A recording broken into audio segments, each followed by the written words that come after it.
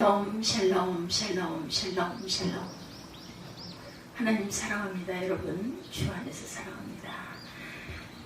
9장 말씀 봅니다. 그리고 시편 2편 12절 말씀이죠. 그의 아들에게 입맞추라. 그렇지 아니하면 진노하심으로 너희가 길에서 망하리니 그의 진노가 급하심이라. 야훼께서 피하는 모든 사람은 야훼께 피하는 모든 사람은 다 복이 있도다, 이렇게 말씀하세요. 9장은 29절의 내용까지 아합의 아들 요람의 제11년에 아하시아가 유다 왕이 되었더라, 이런 내용으로 함께 은혜를 나눕니다. 여러분들 죽음의 키스라는 말 들어보셨습니까? 어떨 때를 말할까요? 그 사람 아주 가까이 지내게 되었는데, 그와 입맞출 정도로 아주 가까이 지냈는데 화분이 되어서 자기가 죽음에 이르게 되었을 때 말하죠. 외교적으로 리비아의 독재자 가다파가 프랑스를 방문했던 적이 있었는데, 프랑스가 경제적 교류의 이유를 들어서 그의 방부를 허락해 준 것이 죽음의 키스였다, 이렇게 언론에서 풍자한 적이 있었어요. 또 영화 중에도 아주 어여쁜 상대에게 매혹되어 키스를 했는데, 상대가 뱀파이어 흡혈귀여서 그 키스한 대가로 죽음에 이르게 되었을 때 죽음의 키스라는 표현을 씁니다. 주제부터 미리 말씀드리면, 일단 성도는 예수님과 입맞춘 상태가 되어 있어야 한다. 오늘 시편 2편 21절, 아까 제가 읽어드린 대로 그의 아들에게 입맞추라. 그렇지 아니하면 진노하심으로 너희가 길에서 망하리니 그의 그 진노가 급하심이라.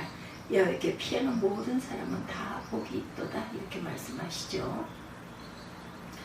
그래서 성도는 예수님과 입맞춘 상태가 되어 있어야 한다. 그 상태에서 세상 사람들과 사귀면 내가 생명을 공급해 주게 되지만, 내가 예수님과 입맞춘 상태가 안 된 가운데서 세상 사람들에게 사귀면서 가까이 지내면 그가 내게 죽음의 키스가 된다는 거죠.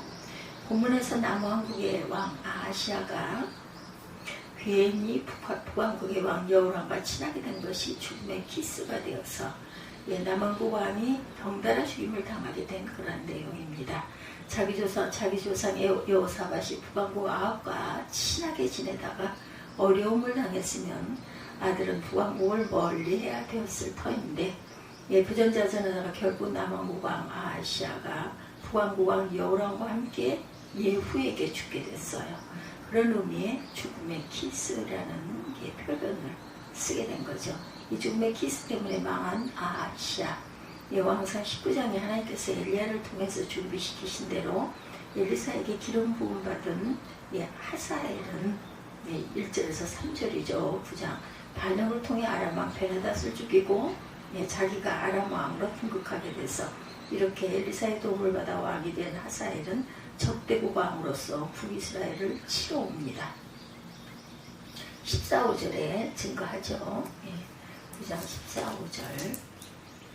님시의 손자 여호사밧 아들 예후가 요람을 배반하였으니 곧 요람이 온 이스라엘과 더불어 아람의 왕 히사엘과 맞서 길랏 라못을 지키다가 아람의 왕 히사엘과 더불어 싸울 때 아람 사람에게 부상한 것을 치료하기 위하여 이스라엘로 돌아왔던 때라. 예후가 이르되 너희들에게 합당하거든 한 사람이라도 이성에서 도망하여 이스라엘에 알리러 가지 못하게 하라 하니라. 예후가 병거를 타고 이스라엘로 가니 요람 왕이 거기에 누워 있었습니다. 유다의 왕 아하시아는 요람을 보러 내려왔더라. 이스라엘 망대 파수꾼 하나가 서 있더니 예후의 무리가 온 것을 보고 이르되 내가 한 무리를 보나이다 하니, 요람이 이르되 한 사람을 말에 태워 보내어 맞이하여 평안하냐 묻게 하라 하는지라. 한 사람이 말을 타고 가만나 이르되 왕의 말씀이 평안하냐 하시더이다 하매 예후가 이르되 평안이 내가 성과 내게 상관이 있느냐, 내 뒤로 물러나라 하니라. 파수꾼이 전하여 이르되 사자가 그들에게 갔으나 돌아오지 아니하나이다 하는지라. 다시 한 사람을 말에 태워 보내었더니 그들에게 가서 이르되 왕의 말씀이 평안하냐 하시더이다 하매 예후가 이르되 평안이 내게 상관이 있느냐, 내 뒤를 따르라 하더라.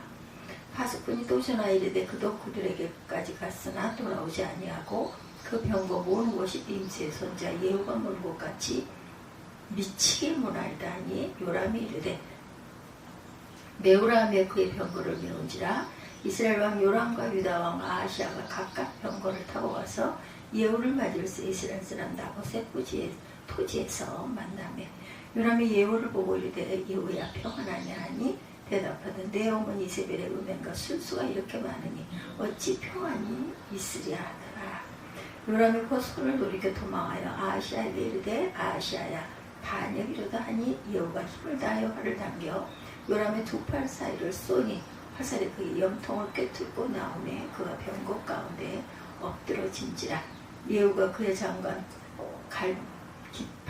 그 빛깔에게 이르되 그 시체를 가져다가 이스라엘 사람 나봇의 밭에 던지라. 내가 기억하려니와 이전에 너와 내가 함께 타고 그의 아버지 아합을 쫓았을 때 야훼께서 이같이 그의 일을 예언하셨느니라.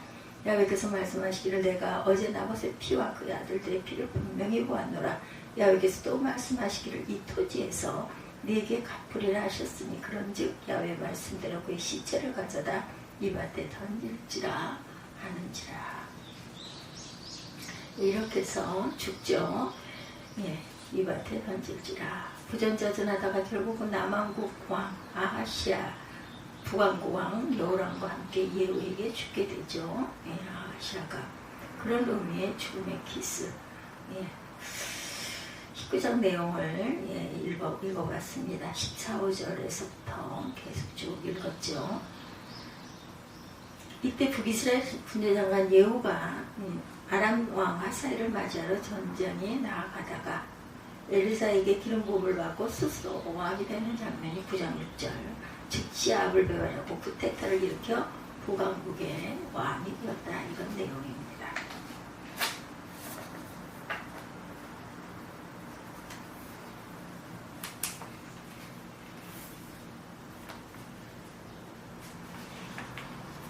하나님의 심판, 무섭죠. 지금 궁지에 몰린 북왕국 요람 왕은 내후 외환에 시달립니다. 안에서는 예후가 죽이려고 달겨들고 밖에서는 아람 왕 하사엘이 치러오죠. 하사엘의 칼을 피하는 자를 예후가 죽일 것이다. 이렇게 말합니다. 17절에 엘리사의 예언이 한치의 오차도 없이 이루어지고 있어요. 아합과 아하시아, 여호람 이렇게 갑니다. 아합은 전쟁에 나갔다가 우연히 날아온 화살이 갑옷 솔기에 맞아 죽었고 왕이 된 아하시아는 다락 난간에서 떨어져 죽죠. 이런 게 1절 2절에 그의 아들이 없어서 그 동생 여호람이 이어 북왕국의 왕이 되었어요. 요람이라고도 합니다. 요람.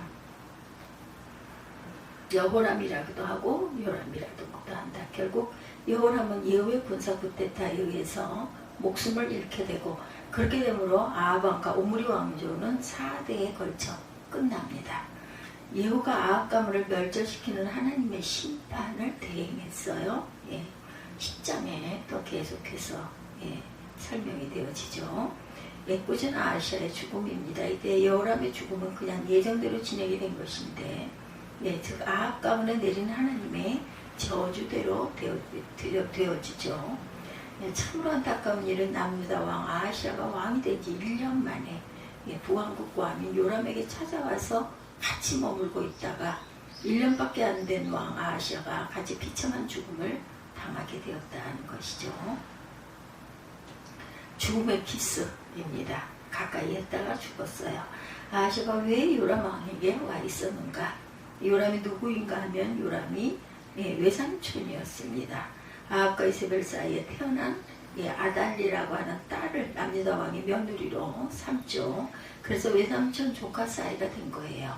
아하시아는 또 왕에 등극한 지 1년밖에 안 되었으니 북왕국 왕이 외삼촌에게 가서 왕으로서 어떻게 다스려야 될지도 좀 배우고 또한 그런저런 이유로 외삼촌에게 와서 머물고 있었던 것이죠.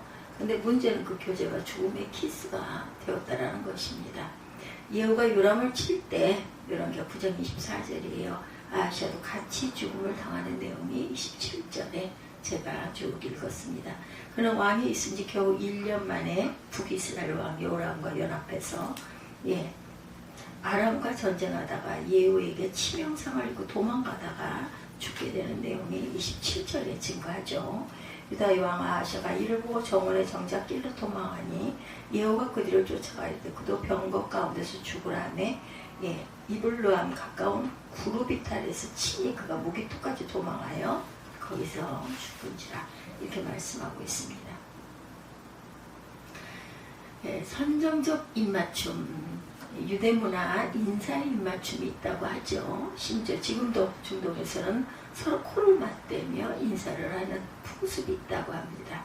코를 맞대면 어떻게 되겠어요? 입맞춤이 되겠죠. 열왕기상 19장에 하나님께서 엘리야를 통해 하살과 예후를 세워 심판하시겠다는 예언을 하실 때 말씀합니다. 왕상 19장에서 그러나 내가 바알에게 입맞추지 않은 자 7천을 남겨두었다 라는 말씀이 나와요. 그러니까 이세벨이 누구예요? 바알과 아세라에게 입맞춘 여자입니다. 바알과 아세라를 아주 친하게 가까이 경배하고 숭배하고 섬기던 그런 여자, 그 이세벨과 아합왕이 입을 맞춘 거죠. 그러면서 이스라엘 전역이 바알에게 입을 맞추니 이게 바로 죽음의 키스다. The kiss of death 이렇게 얘기하고 있죠. 이 죽음의 키스가 자꾸 번져갑니다. 접촉이 자주 일어나고 가고 있어요. 죽음의 키스가 전염병처럼 번져가요. 이세벨이 이방 나라에서 아세라와 바알 숭배가 아주 몸에 배어 들어왔고 아합이 이세벨과 키스했고 이세벨과 가까이 지내고 친합니다. 그래서 아까 접촉하고 있던 이스라엘 전체가 다 물이 들었어요. 그리고 그날 그 남왕국 유다의 왕 여호사밧이 아합 왕과 키스를 하면서 드디어 남왕국 유다까지 바알에게 키스하는 자들이 만연해집니다. 그리고 하나님의 심판이 드디어 주어지죠. 단지 아하샤는 왕이 된 지 1년밖에 안 되었는데 외삼촌 요람에게 간 것이 죽음의 키스가 되어버린 것입니다. 외삼촌 요람을 찾아가 접촉한 것이 가까이 지내는 것이 마음을 두는 것이 죽음의 키스가 되어버렸다는 것이죠. 나는 과연 누구랑 입맞추고 있는가?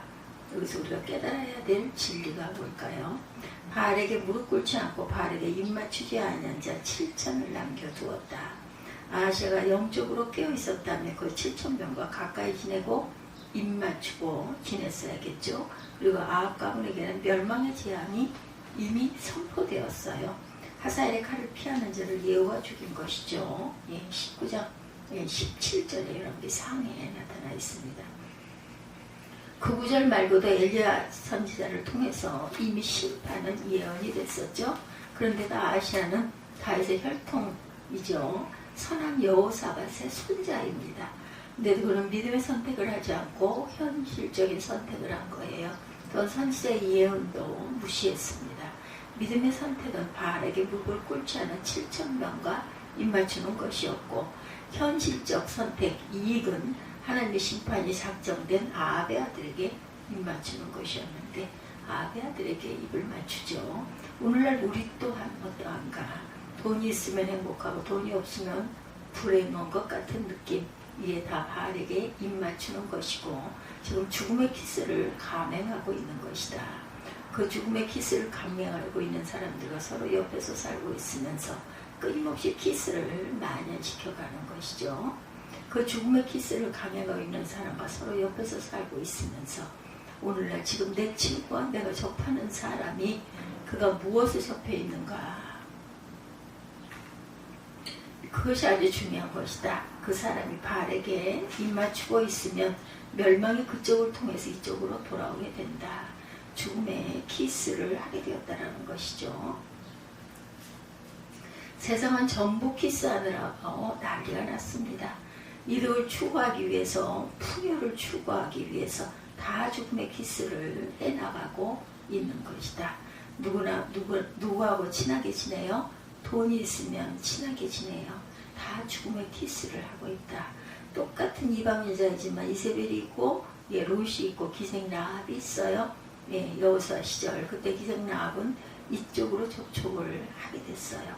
생명의 키스를 하게 된 것이죠. 자기 나라를 등지고서라도 이쪽으로 접촉을 하게 되고 이쪽과 친해지면서 자기 나라는 망하고 자기는 다윗의 증조모가 됩니다. 하나님께 키스를 한 것이죠. 생명의 키스를 한 것입니다. 반면에 이세벨은 왕가에서 태어난 공주인데 자기 친정에서 아세라의 키스하던 그 상대를 그대로 가지고 와서 아세라와 키스하는 상태에서 계속해서 아합과 키스하고 아합이 다른 사람과 키스하고 전도가 됩니다. 그리고 결국은 이스라엘이 복지에서 멸절을 당하고 말죠. 쫓겨나고 패망하고 끝나버리고 말아요. 무서운 일입니다. 그럼 우리가 세상 사람들 다 안 만나고 회피하면서 살 수는 없는 거죠. 그러니까 중요한 것은 내가 먼저 하니까 접촉이 되어 있어야 된다. 끈끈하게 맺어져 있어야 합니다. 언제 어디서나 하나님을 향한 생명의 키스가 내게 이루어지고 있어야 살 수 있다는 것. 그게 끊어지면 반드시 죽음의 키스가 주어지고 그냥 가까이 했다는 것 때문에 같이 멸망하게 된다. 내가 어떻게 생명의 키스를 유지할까요? 어떻게 하나님과의 접촉을 계속해서 주님과의 접촉을 또한 해나갈 수 있는가? 언제 어디서든지 어떤 바알 숭배가 만연된 장소에 가더라도 돈으로 치장하고 돈이 아니면 얘기할 거리가 없고 명품 아니면 뭘 살 줄도 모르고 그런 사람들 틈바구니에서 내가 살아가는 방법은 무엇일까? 어차피 다 그런 사람들인데 내가 하나님과 키스한 가운데 내게 생명이 충만해져서 오히려 그 사람들이 우리에게 키스하고 있는 동안 그들에게 내 생명이 전달이 되어야 한다는 거죠. 그럴 자신이 없으면 내가 세상 친구들을 피해야 하는 것이다. 재물과 하나님을 겸허히 섬기지 못하리라고 말씀해요. 그 말씀을 잘 기억해야 된다. 돈이 없어서 기분이 나빠지고 수입이 줄어들어서 걱정이 태산 같아지고 약속된 돈이 주어지지 않아 짜증이 난다면 난 바알에게 입을 맞추고 있는 것이다. 죽음의 키스를 하고 있는 사람이다. 돈 없어도 하나님 계시면 기쁘고 그것이 바로 생명의 키스를 허락받고 있는 자임을 기억하고 살아가게 하옵소서. 이렇게 기도해야 되겠죠. 죽음의 키스를 중단하기 위해서 하나님과 온전한 접촉을 이루기 위해서 주님의 십자가에서 나의 죽음을 꼭 기억하고 이 세상 모든 사람에 대한 마음의 접촉을 끊고 오직 하나님과 접촉이 이루어지고 있는 하루가 되게 하여 주옵소서. 이렇게 기도하는 저와 여러분이 되시기를 주님의 이름으로 축복합니다. 오늘 9장 1절에서 29절 그리고 시편 2편 12절 죽음의 키스에 대해서 우리가 함께 은혜를 나눴습니다. 늘 하나님과 입맞춤 하시는 저와 여러분들이 되시기를 주님의 이름으로